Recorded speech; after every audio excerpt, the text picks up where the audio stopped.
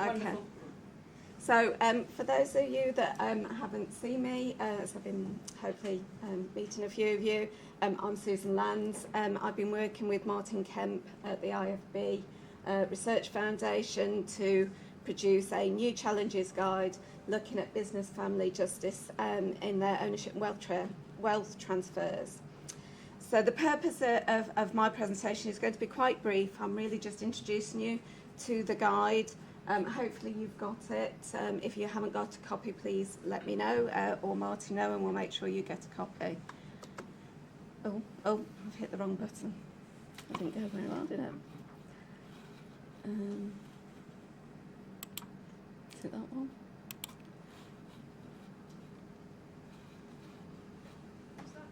Sorry. We should just see your slide, shouldn't we, rather than the teams. I don't quite know what's... Sorry, what happened? What do I click just to move the... The clicker should work. Let me just put We're it just back seeing in. teams rather than a presentation. Cool, it should. Okay. Yeah. Right, Okay, yeah. lovely. Sorry about that.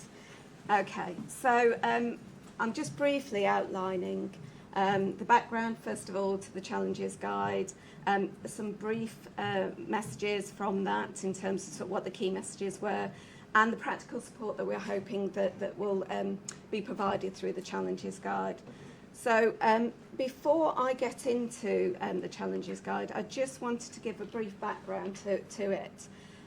It is adding to a series of existing family business challenges guides that look at key topic areas within the area of family business research, and this is number 19 in that series.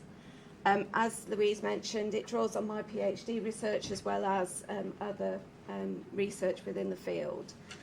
We're very keen on having a practical focus, and I therefore work very closely with Martin Kemp at the Research Foundation to produce this guide. And I just want to thank him and thank the Research Foundation, also the IFB, for their support in this. We also did consultation work as well. So we developed one version of the guide, and then we had 3 consultation workshops with family business members, with advisors in various areas, and we got really good feedback on it that helped to really sharpen the practical focus. So thank you for everybody that was involved in that. So this is within the context of what's been termed the Great Wealth Transfer. So what do we mean by the Great Wealth Transfer? Well, it's a term that's been starting to be put into the media around essentially demographic changes and also wealth changes that are occurring. So there's been a trend towards an ageing population within, particularly within the UK, Western countries, Northern America, Europe, and we're expected to have, you know, that trend continue. That obviously we'll have a larger population of older people. But in tandem to that has been, since the Second World War, a rising assets of that population group. So not only are there a bigger population group, but they also hold a lot of wealth. A result of that is that in the next 20 to 30 years, 5.5 trillion of wealth is expected to be transferred across generations just in the UK alone. So this is generating debates about what intergenerational wealth justice looks like, both you know, for the whole country, but also it has implications for business families. Business families themselves are a very key population group within that trend. They are both wealth creators, as we've been hearing, and they're also transferers of that wealth, and they're also going to be future custodians of a new generation of creation of wealth. We also know, and this is some of the key messages, that it's actually a very difficult part of the succession process. And part of that is that it's quite an emotional, so it's about this family communication, family cohesion, and part of why it's a difficult process and why families perhaps struggle to talk openly about it is perceptions of fairness, and they can be quite complex. I don't have time to go into that, but they are rooted in sort of reciprocity, obligations and expectations within family relationships.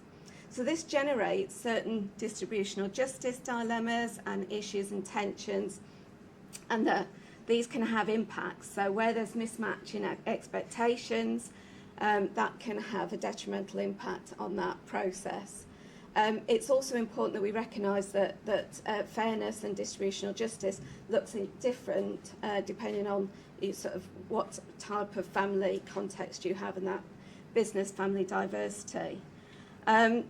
I haven't got time to go into it, but there are some common fairness challenges, and we talk about that in the guide, and there are some practical responses that occur to those.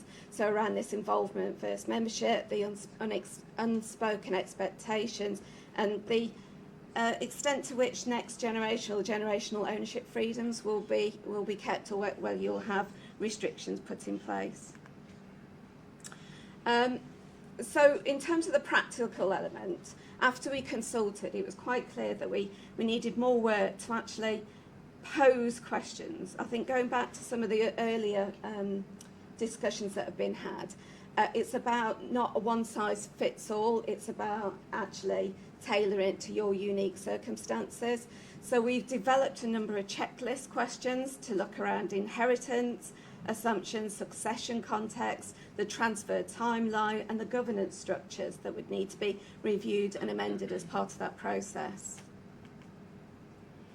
So just as a thought, and this isn't part of the guidance, but just around future research thoughts, inheritance and wealth transfer in business families, well, what does that look like? We don't know much about it, actually. But we do know within the UK that 90% of wealth is transferred across family generations via inheritance. So what does that mean for business families? How does their business succession, their ownership transfer in particular, affect the timing and the mechanisms through which they do their intergenerational wealth transfer? And what are the life course implications for that through different family branches and different family generations? Also, and touched upon, has been the notion that actually family structure is quite dynamic.